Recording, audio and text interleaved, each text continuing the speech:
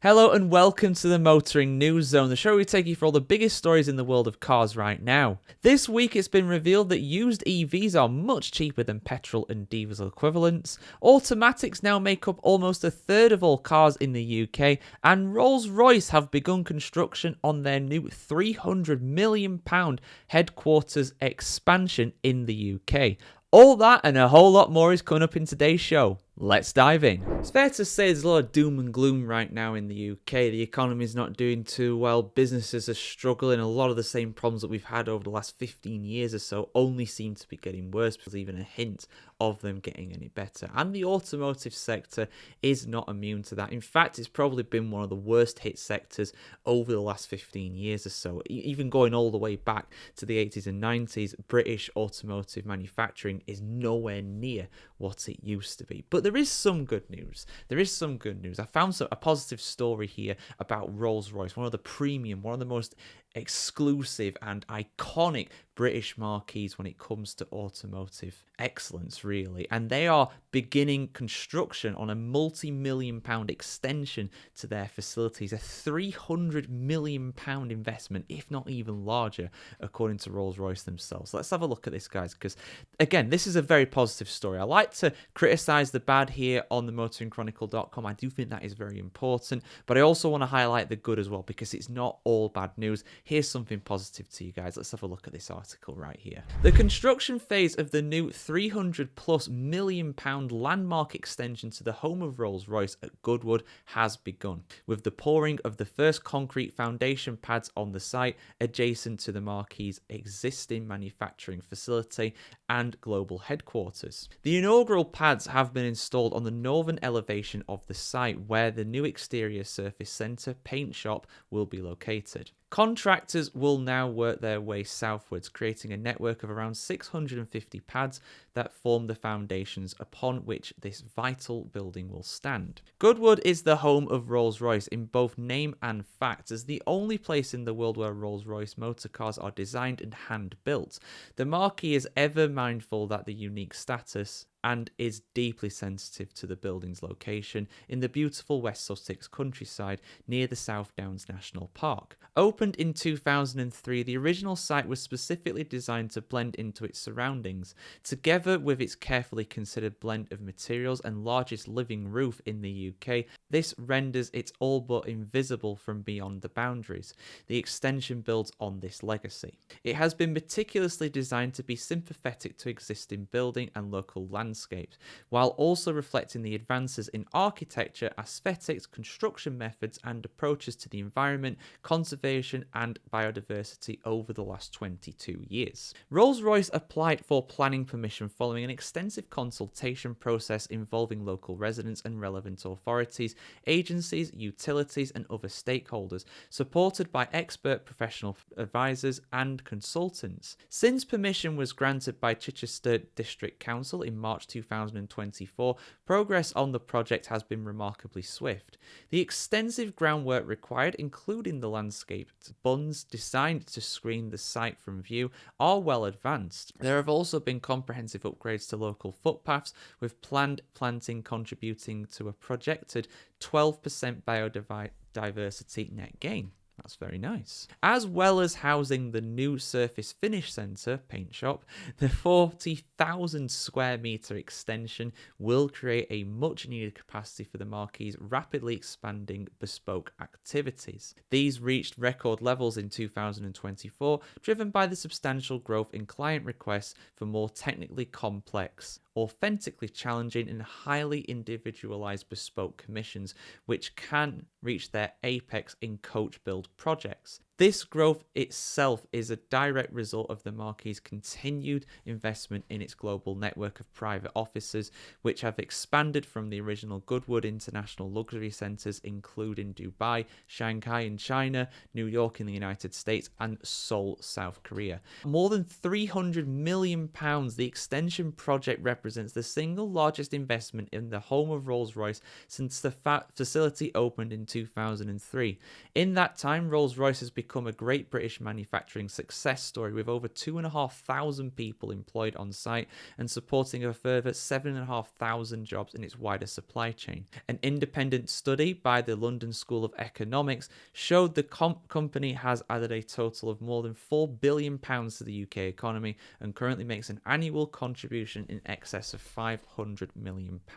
And of course, that's only going to grow with bigger facilities. I mean, like I said, there's a lot of doom and gloom in the UK right now, the automotive sector included in that, of course, as well. But at the end of the day, I want to bring you the positive stories too, and this is a very positive story. Yes, most people can't afford Rolls Royces. It's not something that me or you are ever going to be able to own, most likely, although you could be quite rich, the person that's watching this. Who knows? I don't know. Subscribe to Patreon if you are. You can probably afford it if you can afford a Rolls Royce. But yeah, I mean, at the end of the day, right? At the end of the day, it's a positive story, and clearly that demand for luxury cars, the rich are, there is that saying, and I do agree with it, to be honest with you, the rich are getting richer, and the rich are investing in things such as luxury Rolls Royce and bespoke Rolls Royces as well, taking it above the standard model. If a standard Rolls Royce is a thing, which it is, but you know what I mean, there's no such thing as a standard kind of Rolls Royce. They're all very unique in their own way because they are hand built still. That is something that is they don't subscribe to the whole mass manufacturing thing. That goes against Rolls Royce, really. But yeah, positive, guys. Positive for sure. A lot of negatives in the UK right now, but this is definitely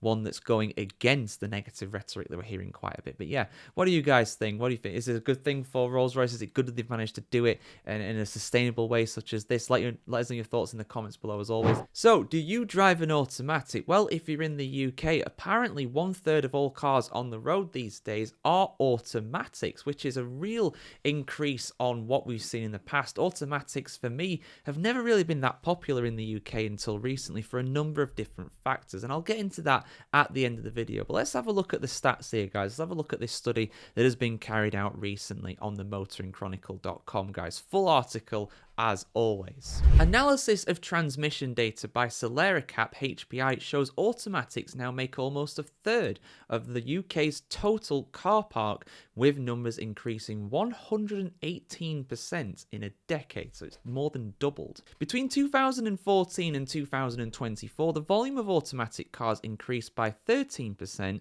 from 16.3% of the park to 29.3% overall by the end of last year. In 2014, there were 7.1 million automatic cars on the UK's roads. A decade later, this figure has more than doubled to over 15.5 million, an increase of 8.4 million vehicles. Over the same period, the number of manual cars increased by 2.4% from 36.6 million to 37.5 million. The volume of automatics has increased exponentially year on year since 2014, with manual volumes falling for the past 5 years. So they increased in the first 5 years, but have fallen in the past 5 years. So overall, they have increased manuals, but they have actually reached a peak around 5 years ago. The data also showed that motorists have shifted to automatics faster as time has passed, trebling the 400,000 new vehicles on UK roads in 2014 to 1.3 million 10 years later. Registration data reveals that the number of automatics almost tripled from 538,000 new registrations in 2014 to over 1.5 million last year. In the same period, the number of manual vehicles registered dropped from 708,000 to 274,000 in 2024. 2020 was the last year that manual cars increased their volume in the UK car park, with 23,000 registrations. Manufacturers that have increased their volumes of automatic registrations include Kia, which accounts for 5.1% of all automatic registrations, Land Rover with 4%, and MG with 3.9%. Stacey Ward, Senior Director at HPI, commented, "Changing driving habits, especially in congested urban areas, have made more automatics more appealing to drivers for their ease of use in stop-start traffic. Advances in technology over the past decade have also greatly improved automatic transitions efficiency and responsiveness. The rise in popularity of electric vehicles, which are always automatic, has significantly contributed to the increasing shift towards automatics over manuals. Manufacturers have responded by reducing manual gearbox options, with some major brands eliminating them entirely from their lineups. Additionally, more new drivers are opting for automatic-only driving license. In 2012, there were just 550,000 drivers with automatic licenses. In 2022, there are over 1.1 million. With this figure expected to continue to increase, estimates suggest that by next year, a quarter of learners will qualify with a license limited to automatic cars only. So just to explain, I don't know if this is the case for every country in the world, but I imagine it'll be the case for a lot of them, and it certainly is here in the UK. If you pass your driving test in an automatic vehicle, you can only drive automatic vehicles. If you pass in a manual, you can drive anything, or either, I should say, in that case. And I think they absolutely hit the nail on the head there, that lady who I just quoted at the end of the article there. You know, automatic cars are getting more popular and getting more popular fast because of EVs. That is probably the biggest driving force behind that. And you think about 5 years ago, how many people had electric vehicles? It was significant. It was a relative, 10, 20%, something like, well, 10, 12% most likely. But nowadays it's about 20%, something like that. In terms of new car sales anyway, I should say, cars going onto the road. So all of those are automatic. A lot of people are passing with automatic only licenses because passing the driving test in the UK is not easy. It really is. And having one less thing to think about in terms of changing gears is something that would make it easier to pass the test. So a lot of people do it for that as well, because learning to drive is expensive. It cost me thousands of pounds to pass my test if you include all the lessons and the final test itself, which I passed second time around. If I had an automatic, I might have passed first time round. Who knows? So, that factors into it as well. The downside really when it comes to automatics, I mean, there's a few of them. Obviously, the gearboxes have got a lot better recently, I'd say. Automatics 10 years ago were useless pretty much, but nowadays they're all right. They'll do. They're not as good as manuals though, and I know I've gotten a lot of flack for this for some reason in some of my previous videos, but if I were to drive an automatic, or when I used to drive an automatic, I used to do it on flappy paddle basically. I didn't used to go with the automatic gears. I don't like that personally. I don't like the lack of control there personally. That's just my taste. I know I'm very much in the minority with that. Come on, come at me in the comments again if you want, all right? If you want to pay for, that role with that, go for it. But at the end of the day, that's what I do. But I have a manual, and I will always have a manual as long as I can because I love it. I just love it. It'll never be as good having an automatic. Are automatic cars decent? Yeah, to be honest, they are. They're getting a lot better, like I said. They'll never be as good as a manual for me, but if you're talking about something that's easy to drive, particularly in a lot of traffic, yeah, automatics are way better with that. Traffic in the UK is getting worse all the time. People are not getting away from cars, and they won't while ever the public transport is in an absolute dire state in the UK. Anywhere outside of London, public transport is just terrible. Simple as that. So, whenever that's the case, people are always going to want cars, and people will always want cars that are manual. But some people will always, they will probably always want automatics too, because they are easier. I don't think there's any doubt about that. They are easier to drive. Are they as good to drive? No, they're not. Are they good enough to drive? Yeah, for the most part they are. But they're also usually more expensive too. They'll cost a little bit more to run because the fuel efficiency generally being higher if your driving style is not the best at the end of the day. And even if it is pretty good, it's very difficult to get the fuel consumption to around what it would be for a manual. So those are my thoughts, guys. At the end of the day, we're going to see this trend increase. I mean, you look at other countries such as Australia, the United States, I imagine probably Canada too. Automatics are a lot more popular there because their roads are a lot better. They're a lot easier as well to drive. They're a lot wider. You've got a lot of long stretches of highways and stuff like that. Again, the automatics are very popular in those countries. Will automatics ever overtake manuals in the UK? They will, because I think EVs eventually will take over in terms of being more popular on the road. But that's not going to happen anytime soon. I don't think that's going to happen for at least 10, 15 years, if not even longer, to be honest. I've said many times that net zero target for 2035, whatever it is never going to happen. So we got a ways to go. Manuals are safe for now. Valentino Rossi, you may have heard of him, the legendary motorcycle rider, some say the greatest Grand Prix motorcycle rider of all time. He is a guy who is still competing in motorsport. He's got his own team over in MotoGP, and he also still competes in the World Endurance Championship for BMW, and as such, they are producing an exclusive edition, a special edition of the M4 for his birthday. So, happy birthday, tanti auguri, I think it is, in Italian. Could be wrong there, but happy birthday to the great man himself. Let's have a look at this car here, guys. We got a full article over on the motoringchronicle.com, a full gallery of images as well, which I will put over the screen now and talk about why this is a special car. The number 46 is now 46, and BMW M has the perfect present to mark the birthday of 9-time motorcycle world champion and current BMW M works driver Valentino Rossi. The BMW M4 CS edition VR46 fuel consumption combined 10.2 per 100 kilometers, or about 27.7 miles per gallon if you're interested in that. This exclusive edition, produced at BMW Group plant in Dingolfing, the best place in the world, I love that name, is available in two distinctive design variants, Sport and Style. The doctor himself was personally involved in the design process for the two versions, of both of which will be built in a limited run of 46 cars. Of course it is. The world famous number, which is Rossi's trademark, features prominently in several places on and inside the BMW M4 CS Edition VR46. For example, on the doors and the roof, which is made of carbon fiber reinforced plastic. Purchasing a BMW M4 CS VR46 edition also comes with the once-in-a-lifetime experience of comprising an exclusive personal meeting with Valentino Rossi at his home. Yes, you can actually go and do that if you get the car. The VR46 Motor Ranch in Tavia in Italy, and a BMW M driving experience at the Misano race circuit, also in Italy. There is no other brand that has motorsport so deeply rooted in its BMW in its DNA as BMW M. I'm keeping it in, I don't care. I am proud to be a BMW M Works driver and to share this passion.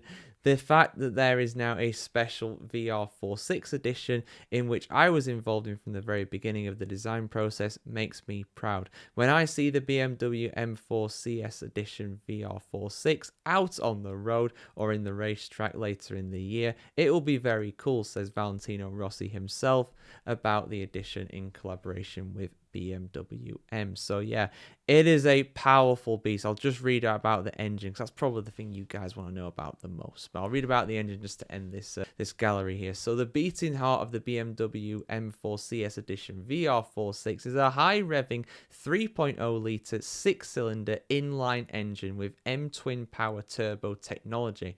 This power unit has had track performance as its raison d'etre, probably pronouncing that wrong, my French is not very good, from day one of its development. This increase in the maximum charge pressure of the two monoscroll turbochargers to 2.1 bar and model-specific tweaks to the engine management means the Edition's model engine now generates around 550 horsepower. So it is a very powerful piece. Like I said, full article, full gallery over on the motoringchronicle.com. If you guys want to check that out, of course, please do. So we brought you some news a while ago that it might actually be cheaper to get a used EV than the petrol or diesel equivalent. And now there's a new study that's found on average it will be around £2,500 cheaper to get an EV used car than the petrol or diesel equivalent. Let's have a look at this, guys, because the used EV market is something that is very fascinating to me, because it is something that is relatively new. You know, EVs have not been around for that long, or at least not in the same numbers as we see now. So it's a relatively Wild West kind of situation, really, when it comes to that. But like I said, the full article here on the motoringchronicle.com, guys. Let's go through these findings. A study has found that used combustion engine models on average are around £2,500 more expensive than the equivalent electric models from the same manufacturer, a difference of around 10%.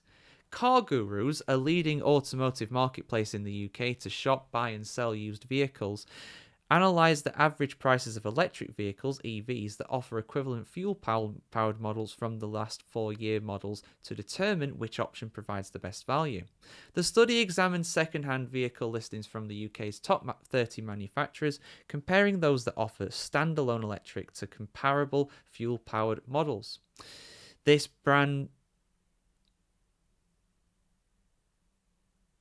with the greatest selection of listings fitting this criteria, including Skoda, Mazda, VW, Jaguar, and Renault. Of the models analysed by car gurus, the EV that presented the greatest value against its internal combustion ICE alternative was the 2021 Mazda MX-30, available for 28% less than the ICE alternative CX-30, an average of £12,100 compared to £16,900 as of end of year 2024. In addition to the 2021 generations, the 2024 Mazda MX-30 was on average 24% cheaper than the CX-30, £19,500 to £25,700. Mazda wasn't the only automaker offering EV savings though. The 2021 Jaguar I-Pace was 22% less than the F-Pace from the same model year, £25,600 compared to just over £33,000. And the price of the 2022 Skoda Enyaq was 19% less than the 2022 Skoda Kodiaq, $23,000 compared to $28,300. Similarly, the 2021 Renault Zoe was 16% cheaper than the Clio, and the 2021 generations of Volkswagen's ID3 and ID4 were on the market for an average of 14 and 18% less than the respective 2021 generations of Golfs and Tiguans. The research suggests that customers looking for best value used cars should opt for a 3 to 4 year old EV, as this represents the sweet spot in terms of value for money versus the equivalent ICE model. In addition, car gurus explored the typical mileage of models listed on the platform and found that, on average, EVs had 18% fewer miles, equating to 3,252 miles compared to the ICE models, further adding to their appeal. The greatest disparity between the electric Volkswagen ID3 and the combustion engine were the 2024 generation's average mileage was 44% lower, around 2,860 to just over 5,000. Moreover, the average mileage of the 2024 Mazda MX-30, 1,794 miles, was 39% lower than the combustion engine's CX-30, and the 2023 Kodiaq Enyaq had an average mileage of 9,219 versus 12,794 on the Kodiaq of the same year, a 28% difference. And then there's a quote there about this on the bottom of the article. A nice grid there for you guys. I know you guys like some data, so that'll show you guys what you want there at the bottom, provided by Car Gurus. Thank you very much for that. Yeah, I mean, it's not a surprise. I mean, again, you know, the EV haters out there will be like, oh, there's no wonder the used ones are cheaper. Nobody them. I don't know if that's the case, really, to be honest, especially while they're so cheap. New EVs as well are very good right now in the UK in terms of prices, because frankly, they are unsustainable in the terms of from the manufacturer's point of view, which, of course, from the customer point of view, is exactly what you want. You want it to get as cheap as possible at the end of the day. So, honestly, I'm seeing the EVs still being a big uptick. Not quite the levels forecasted for a number of reasons. I think the car market in general is doing okay. It's motoring on, for lack of a better term, to an extent. But at the same there is a lot of problems there in terms of people being unable to afford cars. But if you're wanting something cheap and something decent, a used EV is apparently a decent option for that, at least financially so.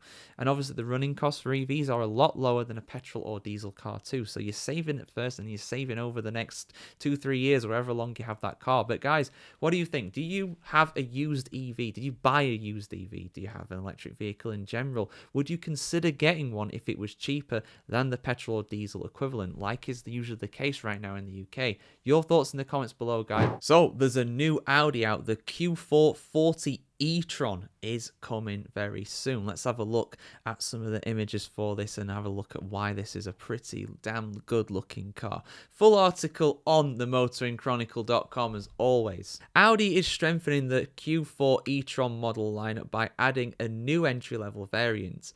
The fully electric premium model offers extensive standard equipment, a range of up to 258 miles and DC charging power of 165 kilowatts. The manual battery preconditioning and predictive maintenance reminders, the Q4 e-tron ensures that even more convenience and ease in everyday driving. The entry-level model with a 63 kilowatt-hour battery can be ordered starting on the 13th of March. The Q4 e-tron was the UK's second best selling electric vehicle in 2024, and to broaden the appeal of the new e-tron family as well as lower the price point, Audi is introducing a new entry-level version with a smaller 63 kilowatt battery.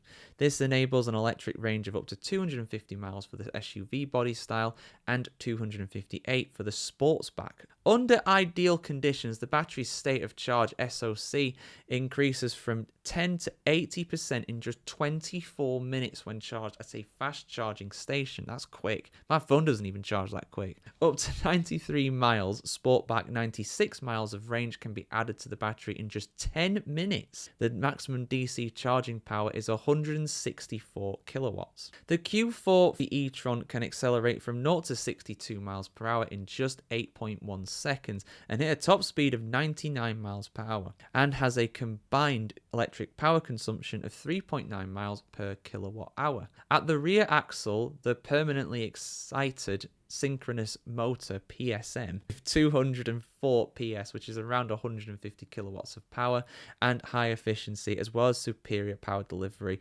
providing the propulsion. The towing capacity of both variants is 1 metric ton or 1,000 kilograms at an incline of 12% and 1.2 tons at an 8% incline. Shorter charging stops and peace of mind for maintenance. Just like with the other members of the Q4 family, charging times are optimized for the Q40 e-tron thanks to an intelligent route planner and the automatic battery preconditioning function connected to it. Drivers who like to plan their charging stops themselves will now have the option of manually enabling battery preheating.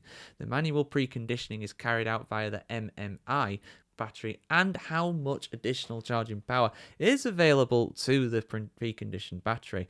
Manual preconditioning the battery ensures the best possible charging results every station. So yeah, some more stuff there at the bottom, guys. They're just for the premium standard features at a lower price point. A new entry point for Audi's fully electric lineup, the Q40 e-tron is priced from £46,600 in the UK. The Q4 Sportback 40 e-tron starts at £48,100, and the extensive standard equipment includes Audi MMI Navigation Plus, Audi Connect navigation infotainment, and the fully digital 10.25-inch Audi virtual cockpit instrument cluster. So yeah, guys, Audi seeming to hit it out of the park again. I've never been in an Audi EV, but I've got a mate who's really into his Audis. Love that, to be fair. They love that version of it. But yeah, some really nice looking cars. Some pictures there shown in the article too. Do check out the full article on themotoringchronicle.com as always. And yeah, see you soon, guys. Are you considering getting this car? Are you considering getting an EV sometimes too? It's always sure. Fire up some debate in the comments, REV. So yeah, see you soon for some more content just like this, guys. Have a great day. Have a great week. See you very soon.